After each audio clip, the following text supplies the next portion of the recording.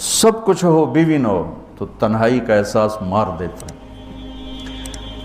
اس سے ایک اور مطلب نکلتا ہے کہ لباس کے بغیر ایک لمحہ گزارا نہیں۔ سارا دن پانی نہیں پیتے ہیں نا، اب میں بیان میں پانی پی رہا ہوں، لیکن 16 گھنٹے تو گزارے ہیں نا، پانی نہیں پیا، کھانا نہیں کھایا، 16 سیکنڈ لباس کے بغیر گزار سکتے ہیں؟ بولو۔ کوئی بھی کمرے میں نہ ہو، تم تنہا ہو، تم کپڑے اتارو تو تم اپنے آپ کو عجیب فیل کرو گے، تم خود اپنے آپ کو چادر میں چھپانے کی کوشش کرو گے۔ ان لباس ایک ایسی زبردست ضرورت ہے بلا دلیل کہ تم تنہا کمرے میں بھی کپڑے اتارو تو تم اپنے آپ کو عجیب سا محسوس کرتے ہو۔ اس سے پتہ چلا کہ بیوی کے بغیر کوئی زندگی نہیں ہے اور خامد کے بغیر عورت کی کوئی زندگی نہیں ہے۔ یہ ہمارا بدبخت معاشرہ کہ کسی بچی کو طلاق ہو جائے، وہ گل سڑ کے مر جاتی، اس کی شادی نہیں ہوتی۔ کوئی جوان بچی بیوہ ہو جائے، وہ سسک کے مر جاتی، اس کی شادی نہیں ہوتی۔ کوئی 40-50 سال کا ہو جائے مرد، اس کی بیوی مر جائے، کوئی اس کو لڑکی دینے کے لیے تیار کوئی نہیں۔ اور لباس کا لفظ بتاتا ہے کہ شادی کے بغیر انسان ننگا ہے، اور ننگے انسان کا کوئی کہیں بھی گزارا نہیں ہے۔ لفظ لباس بتاتا ہے کہ ہم اس چیز کو رواج دیں کہ شادیاں ہوں، بیوہ کی شادی ہو، مطلقہ کی شادی ہو، کوئی کس کی بیوی مر جاتی ہے۔ حضرت ابن مسعود کا فرمان ہے اگر میری موت میں 10 دن باقی ہوں تو بھی میں شادی کر لوں گا اگر میری بیوی مر جائے تو۔ ابو ہریرہ کہتے ہیں اگر میری زندگی میں 7 دن باقی ہوں اور میری بیوی مر جائے تو میں 1 ہفتہ بھی شادی کے بغیر نہیں رہوں گا، میں شادی کر لوں گا۔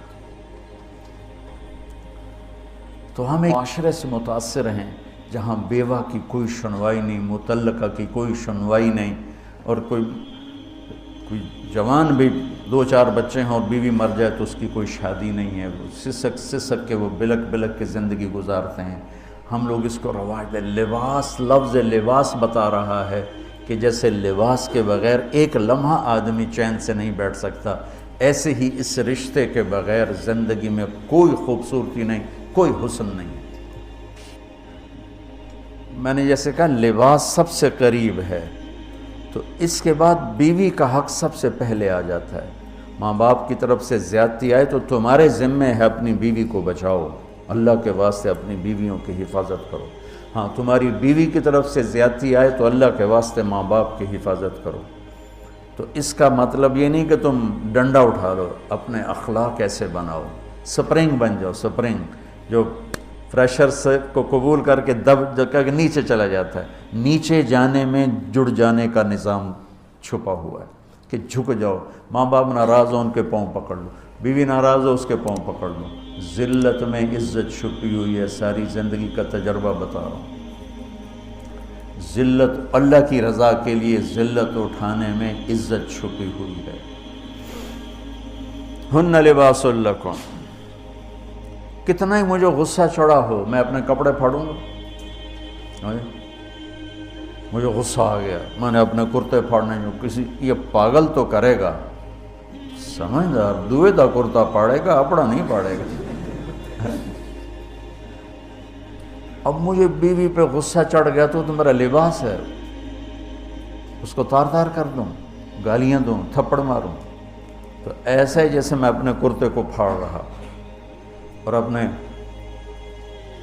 کرتے کو تار کر رہا۔ بیوی کو غصہ چڑھے تو وہ اپنے کپڑے پھاڑتی ہے۔ کپڑوں کے لیے کتنے حفاظتی نظام ہیں، الماریاں بنی ہوئی ہیں اور ہینگر بنے ہوئے ہیں، کریز خراب نہ ہو۔ میں جب پڑھتا تھا نا لاہور، تو اسکول میں یا کالج کا میں سب سے خوش لباس لڑکا کہلاتا تھا